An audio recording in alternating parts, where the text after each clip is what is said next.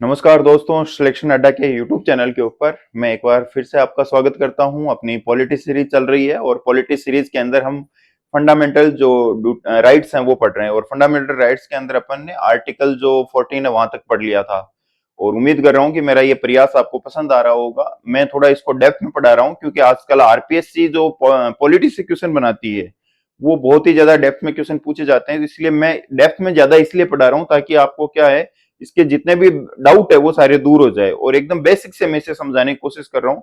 तो थोड़ा कंटेंट ज्यादा है पर आपके पॉलिटी से क्वेश्चन गलत नहीं होगा, इसकी मैं गारंटी देता हूँ। तो आज की क्लास अपन शुरू करते हैं। आज की क्लास के अंदर अपन देखेंगे आर्टिकल कौन सा स्टार्ट हो गया है, अनुच्छेद 15। कौन सा अनुच्छेद स्टार्ट हो गया है? अनुच्छेद 15। अनुच्छेद 15, इस अनुच्छेद 15(1) में क्या है? अनुच्छेद 15(1) में कहता है कि राज्य सरकार को यह आदेश है, ये आदेश देता है, मतलब अनुच्छेद 15 राज्य सरकार को यह आदेश देता है कि वह किसी भी नागरिक के साथ में 5 आधारों के आधार पर कोई भेदभाव नहीं करेगी। ठीक है, यानी अनुच्छेद 15 सरकार को यह कहता है कि आप ये जो 5 अधिकार, जो 5 आधार हैं, ठीक है, इन 5 बेसिस के ऊपर किसी भी व्यक्ति के साथ में किसी भी प्रकार का कोई भेदभाव नहीं करेगी। सरकार को यह बोला गया है। किस किस आधार पे? धर्म है, इसको इसी सीक्वेंस में याद रखना है। धर्म है, मूल वंश है, जाति है, लिंग है, जन्म स्थान है। ठीक है, इनके आधार के ऊपर किसी भी प्रकार से किसी भी व्यक्ति के साथ में कोई भेदभाव नहीं किया जाएगा। सीक्वेंस आपको ध्यान रखनी जरूरी है। सीक्वेंस आपको क्या रखना है? ध्यान रखना जरूरी है, क्योंकि ये इसी सीक्वेंस में पूछा जाता है। सीक्वेंस आपको आगे पीछे करके पूछ सकता है। धर्म, मूलवंश, जाति, लिंग और जन्म स्थान के आधार पर सरकार किसी भी व्यक्ति के साथ में कोई भेदभाव नहीं करेगी। इसके बाद में अगर अपन आगे देखते हैं, अनुच्छेद कौन सा है? 15(2) है। अनुच्छेद 15(2) क्या कहता है कि राज्य, राज्य मतलब सरकार और निजी व्यक्ति पर भी ये क्या होता है? लागू होता है। मतलब राज्य पर भी लागू हो रहा है और निजी व्यक्ति पर भी लागू हो रहा है, मतलब सरकार पे भी लागू होता है, आम आदमी जो भी है, आप हम सब के ऊपर ये क्या होता है? लागू होता है। आर्टिकल 15(2). आर्टिकल 15(2) क्या कहता है? वही सेम चीज है। धर्म है, मूलवंश है, जाति है, लिंग है और जन्म स्थान के आधार पर किसी भी व्यक्ति को सार्वजनिक स्थान पर, सार्वजनिक स्थान का मतलब क्या हुआ यहाँ पे? जैसे दुकान हो गया, भोजनालय हो गया, कोई मॉल हो गया, मनोरंजन के जो स्थान हो गए, कुएं हो गए, तालाब हो गए, मंदिर हो गए आदि में प्रवेश करने से वंचित नहीं किया जा सकता। यानी अनुच्छेद 15(2) ये कहना चाहता है कि कोई भी व्यक्ति है जिसके साथ के अंदर अपन, अपन का मतलब हो गया कि सरकार भी भेदभाव नहीं करेगी और आम आदमी भी भेदभाव नहीं करेगा। किस आधार पे भेदभाव नहीं करेगा? एक तो आपके जो धर्म है, धर्म के बाद में मूलवंश है, मूलवंश के बाद में जाति है, उसके बाद में लिंग है और जन्म स्थान। इन जो 5 आधार है, इनके आधार पे किसी के भी साथ में कोई भेदभाव नहीं होगा। कहां भेदभाव नहीं होगा? जो भी सार्वजनिक स्थान है उनके ऊपर भेदभाव नहीं होगा। अच्छा, अब आपके एक डाउट आ सकता है कि सर मेरी दुकान है और मेरी दुकान के अंदर मैं चाहूं तो मान लो कोई लिंग के आधार पर भेदभाव कर दूं, साहब नहीं मैं तो पुरुषों के ही करूंगा, महिलाओं नहीं करूंगा। तो भाई अगर वो आप महिलाओं के लिए नहीं कर रहे हो लेकिन कुछ जाति की महिलाएं उनके लिए मना कर रहे हो तो फिर ये अलाउ नहीं है, क्योंकि दुकान को भी यहाँ पे क्या माना गया? सार्वजनिक। ये नहीं है कि मेरी दुकान मेरा अधिकार, ऐसा नहीं चलेगा, क्योंकि आप दुकान को खोल के बैठे हो जनता की सेवा के लिए। तो कभी भी ये मन में डाउट हो तो ये मत रख लेना कि अगर कोई दुकान या मॉल है, किसी की प्राइवेट प्रॉपर्टी है, आपका निजी घर है, निजी घर की बात अलग है। सार्वजनिक स्थान है जिसके ऊपर आप अपनी कोई सेवाएं दे रहे हो तो वहां पे आपको ये रूल फॉलो करना पड़ेगा। ये नहीं कह सकते इनमें से किसी भी व्यक्ति, किसी भी आधार पर किसी व्यक्ति के साथ में कोई भेदभाव नहीं कर सकते। कौन कौन से हैं? धर्म, मूलवंश, जाति, लिंग और जन्म स्थान। इसी सीक्वेंस में याद करना है, भूलना नहीं है। आगे देखते हैं अपन। अगला आता है अपना 15(3). 15(3) क्या कहता है कि 15(1) का अपवाद है। 15(1) का क्या है? अपवाद है। 15(1) में बोला था किसी भी साथ में कोई भेदभाव नहीं होगा, लेकिन यहाँ पे ये क्या कहता है कि सरकार, जो ये अनुच्छेद राज्य को ये क्या देता है? शक्ति देता है कि वह महिलाओं और बच्चों के लिए क्या बना सकती है? विशेष कानून बना सकती है। मतलब सरकार चाहे तो महिलाओं और बच्चों के अधिकारों के लिए विशेष कानून बना के भेदभाव कर सकती है। क्यों कर सकती है? क्योंकि भाई महिलाएं हैं, ये बहुत सारे सालों से ये क्या है? पिछड़ी रही हुई है, मतलब इनको भाई इतने अधिकार, राइट्स नहीं थे। पिछड़ी का मतलब है कि यहाँ पे महिलाओं को बहुत सारे सालों से राइट नहीं थे, क्योंकि समाज कैसा था? पुरुष प्रधान समाज था। तो महिलाओं को आगे बराबर की पंक्ति में लाने के लिए क्या किया? राइट दे सकती है। कौन से आर्टिकल के तहत है? तो आर्टिकल 15(3) होगा, थोड़ा सा ध्यान रखना है। अनुच्छेद 15(4) क्या कहता है कि राज्य, राज्य का मतलब सरकार, SC ST तथा ये थोड़ा सा ध्यान रखना, बात किसकी हो रही है? एग्जाम में पूछ सकता है कि सामाजिक व शैक्षणिक दृष्टि से पिछड़े। ठीक है, सामाजिक और शैक्षणिक दृष्टि से पिछड़े वर्ग के लिए, पिछड़े वर्ग का मतलब क्या हो गया? ओबीसी के लिए क्या कर सकती है? विशेष प्रावधान कर सकती है। वेरी इंपॉर्टेंट है, ध्यान रखना। स्टेटमेंट वाले क्वेश्चन में यहीं पे माइनर मिस्टेक कर देता है। कि सामाजिक रूप से पिछड़े या शैक्षणिक रूप से पिछड़े या सामाजिक और शैक्षणिक दोनों रूप से पिछड़े। तो बात यहाँ पे क्या हो रही है, सामाजिक और शैक्षणिक रूप से जो पिछड़े उनके लिए बात की जा रही है। ये कब जोड़ा गया था, फर्स्ट संविधान संशोधन द्वारा ये क्या कर दिया, जोड़ दिया। कब जोड़ा गया, 1951 के अंदर जोड़ा गया। कहने का मतलब है कि राज्य एससी एसटी और सामाजिक शैक्षणिक दृष्टि से जो पिछड़े लोग हैं उनके लिए क्या कर सकती है, विशेष प्रावधान कर सकती है।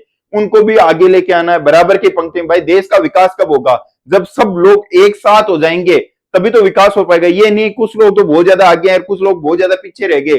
तो पिछड़े हुए लोगों को, जो पीछे इतने सालों से वो क्या रहे हैं, पीछे रहे हैं, उनको बराबर लाने के लिए सरकार क्या कर सकती है, विशेष प्रावधान कर सकती है। आर्टिकल कौन सा है, 15(4) कह रहा है। क्या ये 15(4) पहले था क्या, नहीं, ये बाद में जोड़ा गया है। कब जोड़ा गया, फर्स्ट संविधान संशोधन द्वारा इसे क्या कर दिया गया है, जोड़ दिया गया है।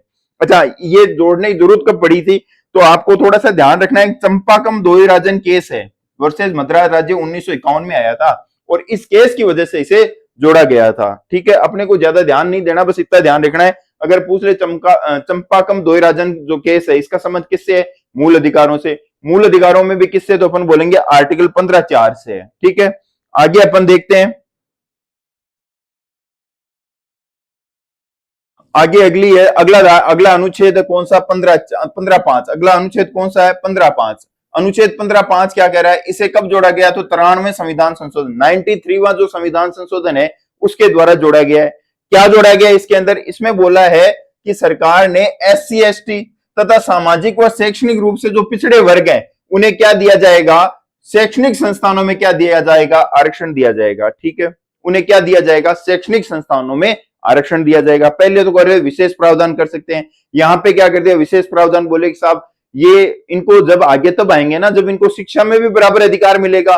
तो शिक्षा के लिए क्या किया, बोले इनको शिक्षा में लाने के लिए इनको क्या दिया जाए, कुछ एक्स्ट्रा राइट दिया जाए। और वो राइट की बात क्या कर रहा है, कौन सा आर्टिकल कर रहा है, अनुच्छेद 15(5) कर रहा है। क्या ये मूल संविधान में था, क्या नहीं था। कब जोड़ा गया, तो 93वां संविधान संशोधन द्वारा जोड़ा गया।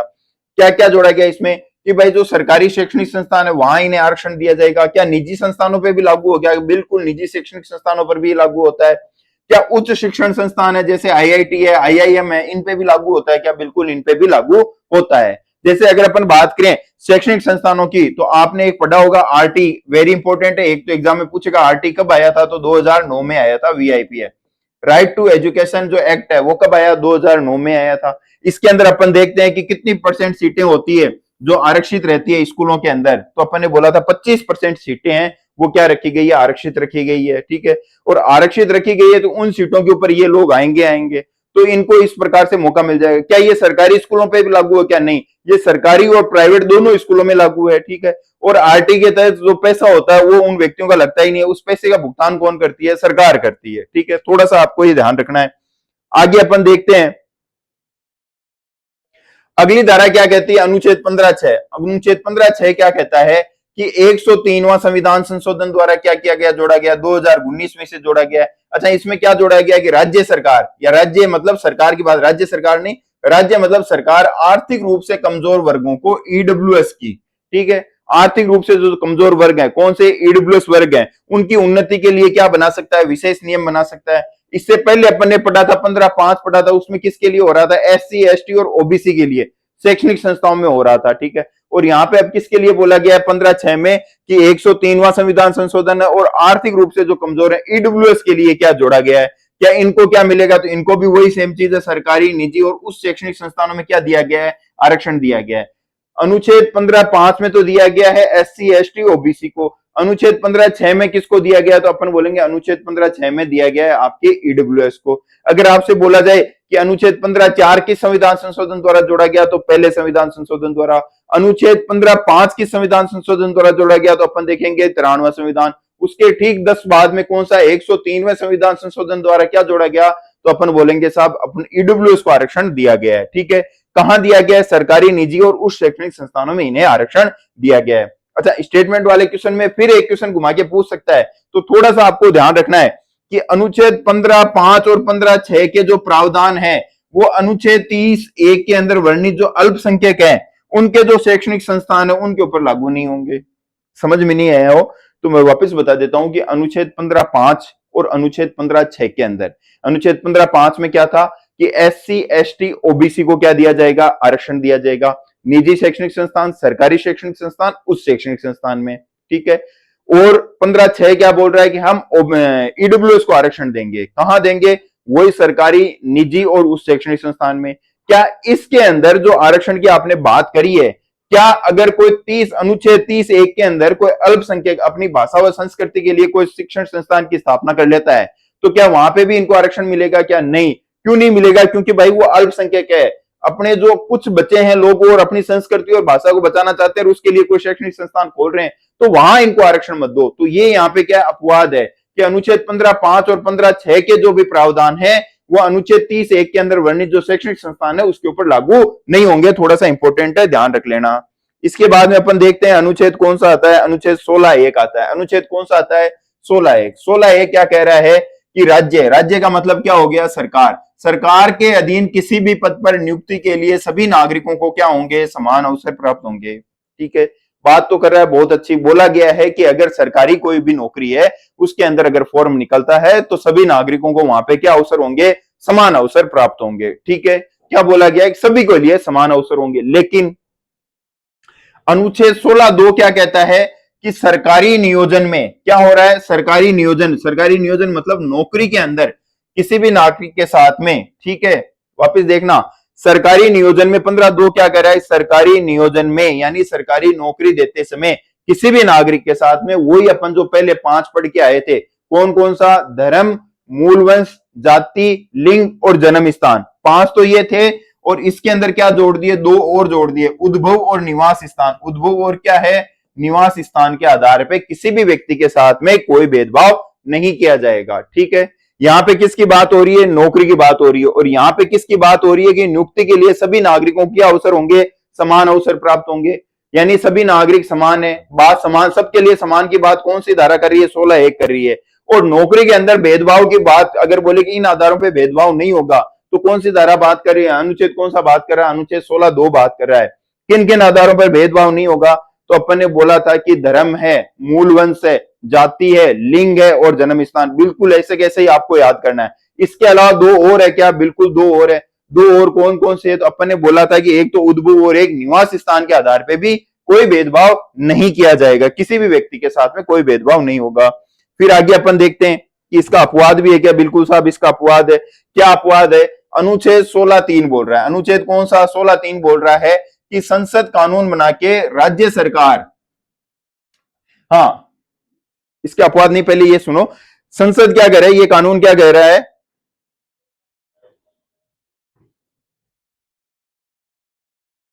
अनुच्छेद 16(3) कह रहा है कि संसद कानून बना के, कानून बना के? संसद का मतलब कौन हो गया? केंद्र सरकार की बात हो रही है। क्या राज्य सरकार भी कानून बना सकती है? क्या नहीं। यहाँ पे अपन ने क्या बोला है कि राज्य सरकार नहीं, ओनली कौन? संसद कानून बनाकर क्या किया गया? कुछ स्थानों पर नौकरियों के लिए निवास की शर्त लगा सकता है, ठीक है। क्या बोला गया है? वापिस सुनना ध्यान से। अनुच्छेद 16(3) क्या कह रहा है कि संसद कानून बना के, क्या संसद के अलावा राज्य सरकार भी कानून बना सकती है? क्या मेरे एरिया में नौकरी देने के लिए मैं अपने निवास स्थान की बाध्यता को लागू कर दूं, भाई यहां का होना जरूरी है? नहीं, ऐसा नहीं होगा।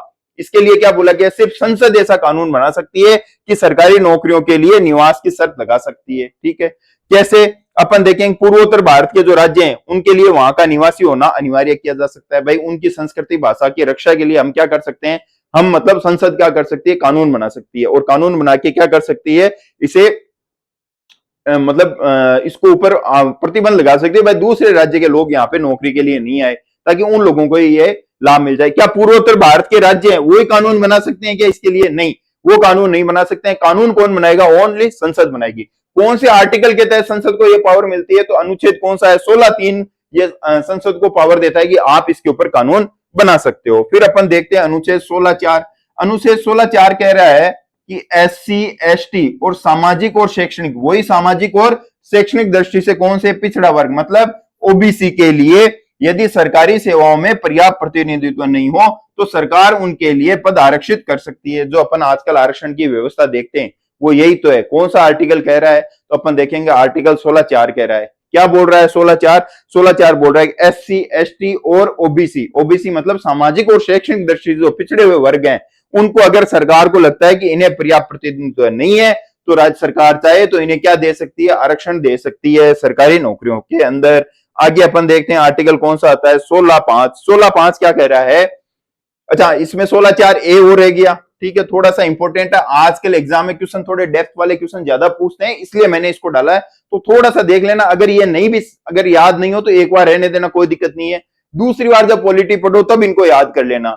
16(4) क्या कह रहा है, 70वां संविधान संशोधन, एग्जाम में क्वेश्चन आएगा, बहुत सारे संविधान संशोधन दे देंगे 4, और 4 को उनको उनके उद्देश्यों से मैच करवाया जाएगा, तो आपको ध्यान रखना है 77वां संविधान संशोधन का संबंध किससे है, तो अपन बोलेंगे 77वें संविधान संशोधन का मतलब किससे है, अनुच्छेद 16(5) से, ठीक है। क्या जोड़ा गया इसमें कि पदोन्नति में भी SC ST को क्या दिया जाएगा, आरक्षण दिया जाएगा, ठीक है। नौकरी के अंदर तो दे ही दे रहे हैं, जो प्रमोशन होगा नौकरी के अंदर उनको भी SC ST को वहां पे क्या दिया जाएगा, आरक्षण दिया जाएगा। वेरी इंपॉर्टेंट है, एग्जाम में पूछ सकता है कि अनुच्छेद 16(4)A में संशोधन कब हुआ, तो 77वें संविधान संशोधन द्वारा हुआ। किसके लिए जोड़ा गया, SC ST को क्या दिया गया है, पदोन्नति यानी प्रमोशन में आरक्षण दिया गया है।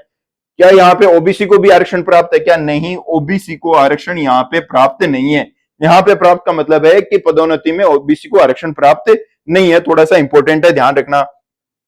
अच्छा, अनुच्छेद 16(4)B क्या कह रहा है, इसे कब जोड़ा गया, 81वें संविधान संशोधन द्वारा जोड़ा गया, और क्या बताया गया कि बेगलोक सीटों पर 50% के आरक्षण की सीमा लागू नहीं होगी।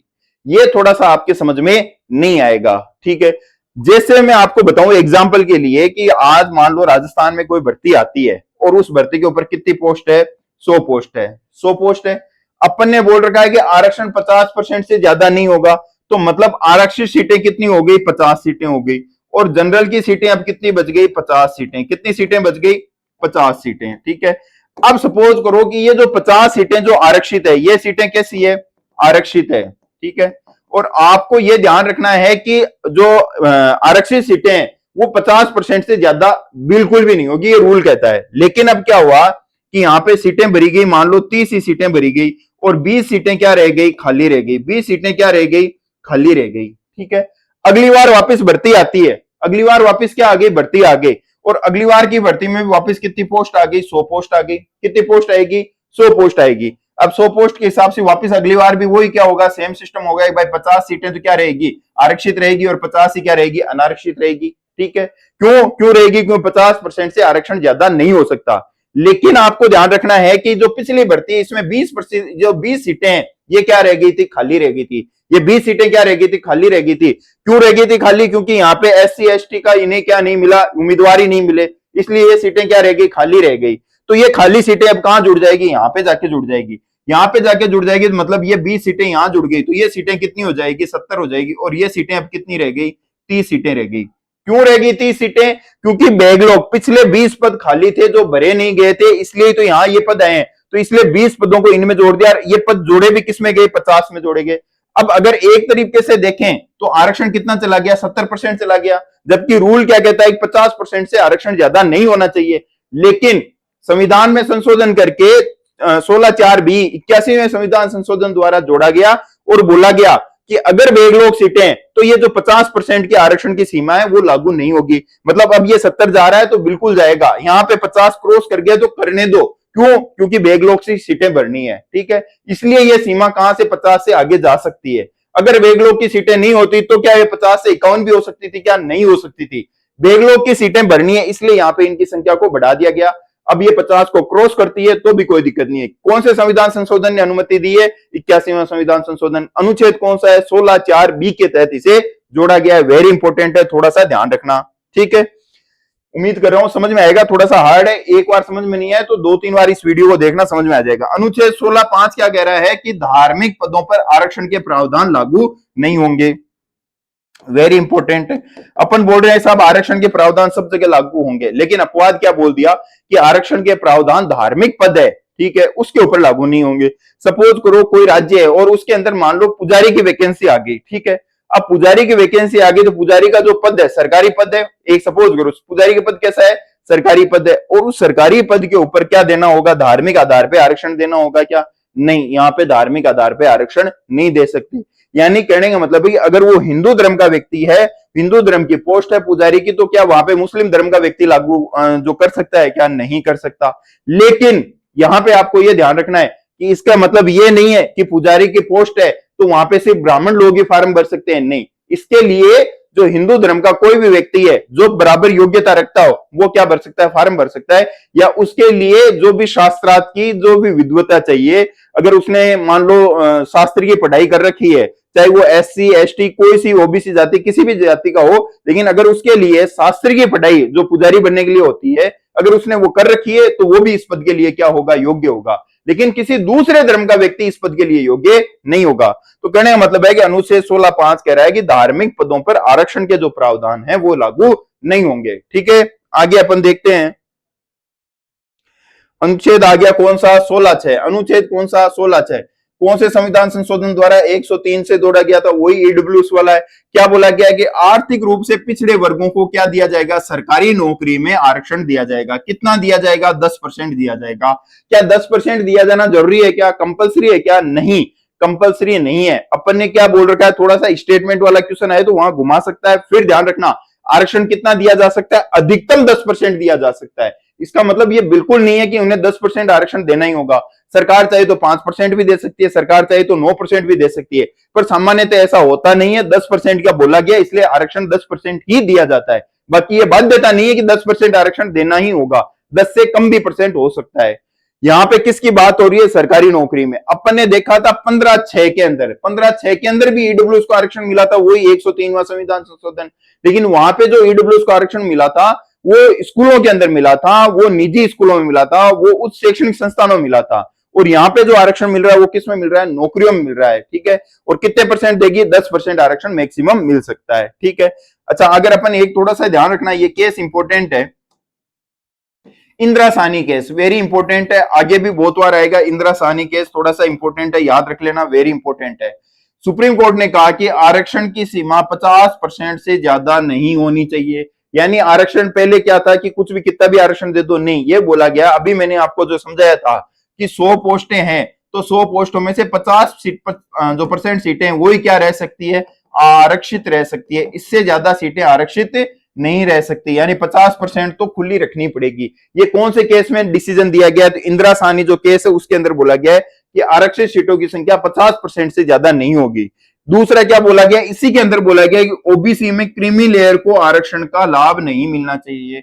ये क्या होता है, तो ये थोड़ा सा ध्यान रखना है। अगर कोई व्यक्ति है जो ओबीसी से जाति से आता है, लेकिन अगर उसकी सालाना आय जो अभी निर्धारित कर रखी है सरकार ने बोला कि अगर ओबीसी का कोई व्यक्ति है उसकी सालाना आय 8 लाख से ज्यादा है तो फिर वो कौन सी में आएगा, क्रीमी लेयर में आएगा। यानी ओबीसी में तो है लेकिन ओबीसी में भी किस में आ गया, क्रीम में आ गया। क्रीम में आने का मतलब है कि उसे अब आरक्षण का लाभ नहीं मिलेगा। ठीक है, क्या ये क्रीमी लेयर की सीमा SC ST के लिए भी लागू है क्या, नहीं, ये सिर्फ किसके लिए बोला गया है, ओबीसी के लिए बोला गया है। ओबीसी के लिए बताने वाली क्रीमी लेयर का जो बोलने वाला है वो कौन से केस में डिसीजन आया, तो अपन देखेंगे Indira Sahni case. Very important है, फंडामेंटल आपके जो क्लियर होने चाहिए, माइंड के अंदर डाउट नहीं रहने चाहिए, तो थोड़ा सा ध्यान रखना है। इंदिरा साहनी केस में सबसे पहले बोला गया था कि ये जो आरक्षण की सीमा 50% से ज्यादा नहीं होगी, ओबीसी अगर क्रीमी लेयर में है तो उसे आरक्षण का लाभ नहीं मिलेगा। ठीक है, उम्मीद कर रहा हूं आपको समझ में आ रहा होगा। आगे अपन देखते हैं, अनुच्छेद आता है कौन सा अपना, 17। आर्टिकल कौन सा आता है, 17। और 17 क्या कहता है, अस्पृश्यता, अनटचेबिलिटी को पूरी तरीके से क्या कर दिया जाएगा, समाप्त कर दिया जाएगा। किसे समाप्त किया जाएगा, अनटचेबिलिटी को। ठीक है, नोट क्या कह रहा है कि एकमात्र ऐसा मौलिक अधिकार है जिसका कोई अपवाद नहीं है, मतलब ये पूरा का पूरा क्या एब्सोल्यूट है। जैसे अपन ने सारे के सारे मौलिक अधिकार अब तक पढ़े थे, उन मौलिक अधिकारों में क्या था कि सरकार किसी के साथ में कोई भेदभाव नहीं करेगी। फिर अपन ने देखा कि सरकार SC ST को आरक्षण दे रही है, ठीक है, ओबीसी को आरक्षण दे रही है, महिलाओं को आरक्षण दे रही है, तो एक तरीके से बोला नहीं करेंगे, फिर आगे जाके उसने क्या कर दिया, भेदभाव कर दिया। लेकिन यहाँ पे आप ध्यान रखना, ये जो आरक्षण है, ये जो अनटचेबिलिटी है, छुआछूत का जो प्रावधान, इसके अंदर किसी भी प्रकार का कोई अपवाद नहीं है। हर कंडीशन के अंदर छुआछूत है तो है, वहां पे किसी भी परिस्थिति में इसे सही नहीं ठहराया जाएगा। एक्सेप्शन सिर्फ इतना हो सकता है कि अगर वो कोई व्यक्ति है जैसे कोविड का पीड़ित है और कोविड जैसे पेशेंट थे, अपन ने देखा था कि उन लोगों को बोला गया था कि आप टच में मत आओ, आइसोलेट रहो, तो उनके साथ में अपन छुआछूत कर रहे तो वो बीमारी की वजह से था, ना कि कोई जाति, लिंग, धर्म, जन्म स्थान आधार देख के अपन छुआछूत करी थी। तो छुआछूत का जो अधिकार है वो एकमात्र ऐसा अधिकार है, मूल अधिकार, जिसका कोई भी अपवाद नहीं है। ठीक है, अच्छा संसद ने कौन से जो कानून बनाया था अपन ने, संविधान निर्माताओं ने, उन्होंने बोल दिया अनुच्छेद 17 के अंदर कि अस्पृश्यता को क्या माना जाएगा, अपराध माना जाएगा। ये तो बोल दिया संविधान ने। अब इसके ऊपर अस्पृश्यता को अपराध माना जाएगा तो उसे क्या सजा मिलेगी, कितनी सजा मिलेगी, क्या ऐसा करेगा तो उसे अस्पृश्यता की श्रेणी में माना जाएगा। इसके लिए कानून बनाने का अधिकार किसे दिया? संसद को। कि संसद को बोला कि अब आप इसके ऊपर क्या बनाओ, कानून बनाओ। और संसद ने इसकी पालना के अंदर कौन सा कानून बनाया? अस्पृश्यता अपराध अधिनियम। कौन सा? 1955। कौन सा कानून बनाया? अस्पृश्यता अपराध अधिनियम 1955। क्या वर्तमान में ये कानून लागू है? क्या बिल्कुल लागू है, लेकिन अभी इसका नाम क्या कर दिया? चेंज कर दिया है। और इसका नाम वर्तमान में कौन सा हो गया है? तो उसका नाम हो गया है नागरिक अधिकार संशोधन अधिनियम 1976 में संशोधन हुआ था। और कानून वही कौन सा है? 1955 है। यानी लागू कब हुआ था? 1955।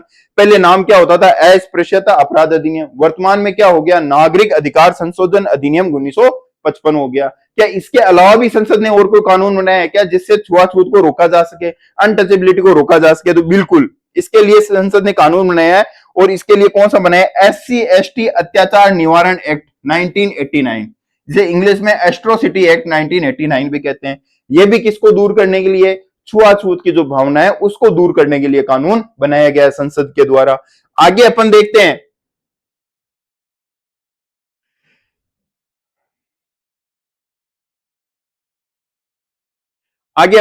धारा कौन सी आ गई? धारा आ गई 18। धारा 18 क्या कहती है? उपाधियों का अंत। धारा 18 क्या कहती है? उपाधियों का अंत, एबोल्यूशन ऑफ टाइटल्स। ठीक है, उपाधियों का अंत कैसे? कि आपने देखा होगा पुराने टाइम के, अगर आप थोड़ी पुरानी मूवी देखोगे, आज से लगभग 30-40 साल पुरानी, तो उसके अंदर एक डायलॉग जरूर आता था, राय साहब, राय साहब, राय बहादुर। ठीक है, तो ये जो डायलॉग होते थे, ये राय बहादुर ये राजाओं ने देते थे। ये राजा लोग उन्हें क्या देते थे? टाइटल देते थे। यानी उन लोगों को, राजा लोगों के या जो बड़े जमींदार होते थे, उनके अगर कोई व्यक्ति चापलूसी करता था तो उसे कुछ करने के लिए क्या दे देते थे? कुछ ना कुछ ऐसे जो डायलॉग है या जो टाइटल है वो दे देते थे। उन्हें सर की उपाधि दी थी। ठीक है, जैसे अपन देखते हैं कि नाइट की उपाधि दे देते थे। तो ये थोड़ा सा आपको ध्यान रखना है कि ये जो टाइटल है इनके ऊपर क्या लगा दिया? रोक लगा दी गई है। इसके लिए क्या बोला गया है? सरकार ने उपाधियों का अंत किया गया है। लेकिन सरकार ने क्या बोला है कि राज्य, ठीक है, अनुच्छेद 18 क्या कह रहा है? वेरी इंपोर्टेंट है। अनुच्छेद 18 क्या कह रहा है कि राज्य, राज्य का मतलब सरकार, सेना के अंदर जैसे मेजर हो गया, कर्नल हो गया, जैसे शिक्षा के अंदर, शिक्षा के अंदर कैसे जैसे डॉक्टर आदि की जो उपाधियां होती है, उसके अलावा किसी भी प्रकार की कोई उपाधि नहीं देगा। कि ये नहीं है कि साहब सरकार की अगर कोई ज्यादा ही खुशामद करे, उनकी चापलूसी करे, तो सरकार किसी व्यक्ति को मान लो राय बहादुर की उपाधि दे दे, सर की उपाधि दे दे, ऐसी कोई उपाधि नहीं देगा। ठीक है, कौन सी धारा कह रही है? 18 कह रही है। यानी सेना में दी जा सकती है, सेना की टाइटल कर्नल, ब्रिगेडियर, मेजर लगते ही हैं। उसके अलावा शिक्षा के अंदर अपन देखते हैं PhD आदि की जो भी टाइटल लगते हैं वो उपाधि देगी। इसके अलावा किसी भी प्रकार की कोई उपाधि नहीं देगी कि जिससे कोई व्यक्ति को यह लगे कि साहब राय बहादुर लगा दिया मतलब बहुत बड़ी तोप आ रही है, तो मतलब दूसरा जो आम आदमी वो अपने आप को हीन महसूस नहीं करेगा, ओहो ये तो राय साहब आ गए। तो ये जो भेदभाव है जनता के अंदर, इसको समाप्त करने के लिए सरकार ने क्या बोला कि इस प्रकार के कोई भी टाइटल आगे से नहीं दिए जाएंगे। अंग्रेजों द्वारा दिए जा रहे थे तो वो दिए जा रहे थे, हम किसी को भी ये टाइटल नहीं देने देंगे। इसके अलावा अपन देखेंगे 18(2) क्या कह रहा है कि कोई भी भारतीय नागरिक किसी विदेशी राज्य से कोई उपाधि स्वीकार नहीं करेगा। ठीक है, उपाधि स्वीकार नहीं करेगा। उपाधि का मतलब अभी अपन ने क्या बोला है? कोई विदेशी राज्य है और विदेशी राज्य मान लो कोई व्यक्ति है, और मान लो जैसे ट्रंप है और ट्रंप के बारे में उसकी बढ़ाई कर रहा है और ट्रंप ने उसको क्या दे दिया? सर का टाइटल दे दिया। अरे अरे आपका क्या कहना सर, आपको ये टाइटल दिया जाता है, तो क्या ये उपाधि आप स्वीकार कर सकते हो क्या? स्पष्ट रूप से बताया गया है अनुच्छेद 18(2), वेरी इंपोर्टेंट है, स्टेटमेंट वाले क्वेश्चन में घुमा सकता है। अनुच्छेद 18(2) कह रहा है कि भारतीय नागरिक किसी भी विदेशी राज्य से कोई उपाधि स्वीकार नहीं करेगा। हाँ, सम्मान स्वीकार कर सकता है। सम्मान स्वीकार क्या है? जैसे फ्रांस का सम्मान है लीजन ऑफ ऑर्डर, तो जैसे शाहरुख खान को मिला लीजन ऑफ ऑर्डर अवार्ड मिला, तो क्या ये शाहरुख खान इस अवार्ड को ले सकता है क्या? बिल्कुल ले सकता है। शाहरुख खान क्या कर सकता है? ले सकता है। या कोई मान लो आपको मिल गया, फ्रांस की सरकार ने आपको दे दिया लीजन ऑफ ऑर्डर अवार्ड, क्या आप ले सकते हो क्या? बिल्कुल आप ले सकते हो। क्या ये उपाधि है क्या? नहीं, ये उपाधि नहीं है, ये आपका क्या है? सम्मान किया जा रहा है। सम्मान यानी आप कला के क्षेत्र के अंदर बहुत बड़े कलाकार हो, इसलिए आपको सम्मानित करने के लिए क्या दिया जा सकता है? ये सम्मान दिया जा सकता है, उपाधि नहीं देंगे। अच्छा, दूसरी चीज ये हो रहा है कि इसका मतलब ये भी नहीं है कि कल को शाहरुख खान आगे लगाने लग जाए कि legion of order Shahrukh Khan, नहीं, ये नाम के आगे प्रयोग नहीं करोगे। आपको सम्मान भी मिला है तो सम्मान का नाम के आगे प्रयोग नहीं करोगे। ठीक है, इसके अलावा अपन देखते हैं 18(3) क्या कह रहा है कि यदि कोई विदेशी नागरिक भारत सरकार के अधीन किसी लाभ के पद के ऊपर, ऑफिस ऑफ प्रॉफिट के ऊपर कार्य कर रहा है, तो वो राष्ट्रपति की सहमति के बिना विदेशी राज्य से कोई उपाधि स्वीकार नहीं करेगा। भारतीय नागरिक तो चाहे राष्ट्रपति परमिशन दे दे तो भी नहीं कर पाएगा। उपाधि स्वीकार, सम्मान कर सकता है, उपाधि स्वीकार नहीं करेगा। विदेशी नागरिक भारत सरकार के अधीन किसी पद के ऊपर काम कर रहा है, भारत में रह रहा है, क्या वो स्वीकार कर सकता है? क्या भले वो तो विदेशी नागरिक है, नहीं बोला गया विदेशी नागरिक होने से क्या हुआ, वो किसके अंडर में काम कर रहा है? भारत सरकार के अधीन काम कर रहा है। तो फिर वो राष्ट्रपति की बिना अनुमति के क्या नहीं ले सकता है? कोई भी उपाधि स्वीकार नहीं करेगा। ये विदेशी नागरिकों के लिए है। इसके अलावा और क्या बोला गया है? अनुच्छेद 18(4) क्या करे, ये थोड़े से ध्यान रखना इंपॉर्टेंट है, आजकल क्वेश्चन घुमा के आता है। 18(1) में क्या है, 18(2) में क्या है, 18(3) में क्या है, 18(4) में क्या है?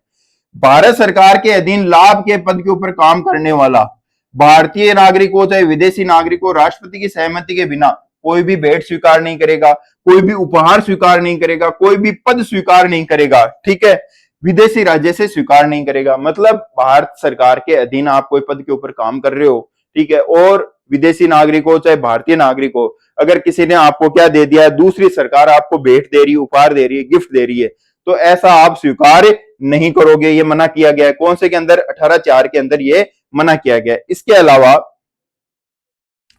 थोड़ा सा आपको ध्यान रखना है, और ये क्या है कि बालाजी राघवन केस है, वेरी इंपॉर्टेंट केस मिलाते हैं एग्जाम के अंदर कि बालाजी राघवन केस का संबंध किससे। तो बालाजी राघवन केस 1996 में सुप्रीम कोर्ट ने कहा कि भारत रत्न और पद्म पुरस्कार ये क्या है? उपाधियां नहीं है, ये क्या है? सम्मान है। अभी अपन ने क्या बोला था कि कोई व्यक्ति उपाधि स्वीकार नहीं करेगा। क्या पद्म पुरस्कार या भारत रत्न उपाधि है क्या? नहीं, ये उपाधि नहीं है। क्या है? सम्मान है। और अपन ने क्या बोला था कि सम्मान ले सकता है, अपन ने क्या बोला? सम्मान स्वीकार कर सकता है, लेकिन उपाधि स्वीकार नहीं करेगा। तो भारत रत्न भी किसी भी प्रकार की कोई उपाधि नहीं है। पद्मश्री, पद्म रत्न, जो पद्मश्री है, पद्म भूषण है, पद्म विभूषण है, क्या ये भी कोई उपाधि है क्या? नहीं, ये उपाधि नहीं है। ये आपके क्या है? सम्मान है। सम्मान किस लिए? अलग अलग क्षेत्रों में आपने प्रशंसनीय काम किया है तो आपको सम्मानित किया जाएगा, उपाधि नहीं दी है। वही सेम चीज है कि अगर किसी व्यक्ति को कोई उपाधि मिली है, उपाधि मिली है, मान लो पद्मश्री मिला है, भारत रत्न मिला है, या मान लो पद्म विभूषण मिला है, क्या वो अपने नाम के आगे इसका प्रयोग करेगा क्या? नहीं, वापस मना किया गया है कि आपको सम्मान दिया गया है। सम्मान का मतलब ये नहीं है कि आप अपने नाम के आगे क्या लगाने लग जाओगे, भारत रत्न ये या पद्मश्री ये नहीं। इस नाम का प्रयोग, जो आपको सम्मान मिला है, इसका ना तो आप अपने नाम के आगे प्रयोग करोगे और ना अपने नाम के पीछे प्रयोग करोगे। जैसे अपन एग्जाम्पल देखते हैं, ठीक है, कि पुरस्कार प्राप्त करता व्यक्ति इनका प्रयोग अपने नाम के साथ में नहीं करेगा। जैसे अपन एग्जांपल देखते हैं, भारत रत्न सचिन तेंदुलकर, बिल्कुल भी ऐसा नहीं होगा। सचिन तेंदुलकर को अपने पता है भारत रत्न मिला हुआ है, क्या सचिन तेंदुलकर अगर चाहे तो अपने नाम के आगे भारत रत्न सचिन तेंदुलकर लिख सकता है क्या? नहीं, बिल्कुल नहीं लिख सकता है। वो अपने नाम के साथ में, उसको सम्मान मिला है, उसको अपने नाम के साथ में लिख के कभी नहीं लिखेगा। ठीक है, अगर ऐसा लिखता है तो वो सम्मान वापस लिया जा सकता है। चाहे पद्मश्री मिला हुआ हो तो ये नहीं कि पद्मश्री सचिन तेंदुलकर लिख दे, नहीं, ऐसा बिल्कुल अलाउ नहीं है। आपको सिर्फ सम्मान मिला है, बस आपको दिया है, इसका मतलब ये नहीं है कि आप किसी के नाम के आगे लगा के किसी नागरिक को दिखाओगे देखो मैं श्रेष्ठ हूं तुम हीन हो। ऐसा यानी जो भेदभाव है उसको समाप्त करने के लिए ये प्रावधान किए गए हैं। उम्मीद कर रहा हूं कि आपको मेरा ये प्रयास पसंद आया होगा। अगर आपको ये अच्छा लगता है तो आप प्लीज कमेंट जरूर करें, लाइक करें। अगर आपको समझ में नहीं आई है, कोई पॉइंट नहीं आया है, तो आप कमेंट के अंदर उसे पूछ सकते हैं। बिल्कुल आपको कमेंट के अंदर इसका क्या दिया जाएगा? आंसर दिया जाएगा। अगर और भी कोई डाउट हो तो हमें फोन करके पूछ सकते हैं। जय हिंद, जय भारत।